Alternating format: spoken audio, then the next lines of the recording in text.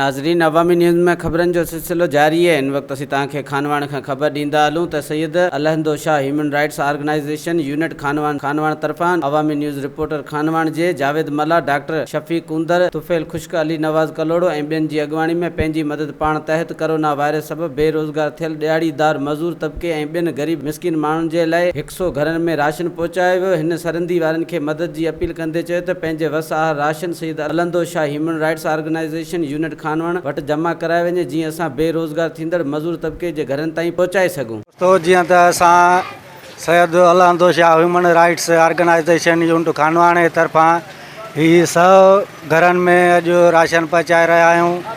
असां पंहिंजे दोस्तनि खां चंदो करे ही कुझु असां राशन वरितो आहे। असां हिन मीडिया जे ज़रिए तमामु दोस्तनि ऐं सरहदी यारनि खे अपील कयूं था त बराए महिरबानी तव्हां असांजी हिन ॾुखे टाइम में कुझु हेल्प कयो, जीअं असां वधीक माण्हुनि में राशन पहुचाए सघूं। उहे ग़रीब मिसकिन जेके हिननि लॉकडाउन सबबि 3 ॾींहंनि खां होटल जा ॿेरा या स्कूल बंदि थियण सबबि जेके रेड़े वारा घरनि में वेही आहिनि, उन्हनि खे राशन पहुचाइण जी असां कोशिशि करे रहिया आहियूं।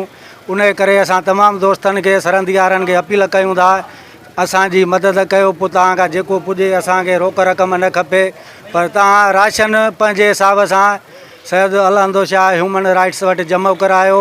तव्हांजो बिल्कुलु उहो हर उन ग़रीब वटि पहुचंदो जेको उन जो हक़दार हूंदो। वधीक ख़बरनि ऐं तफ़सील जे लाइ विज़िट कयो असांजी वेबसाइट awamiNewsHD.com ऐं ॾिसंदा रहो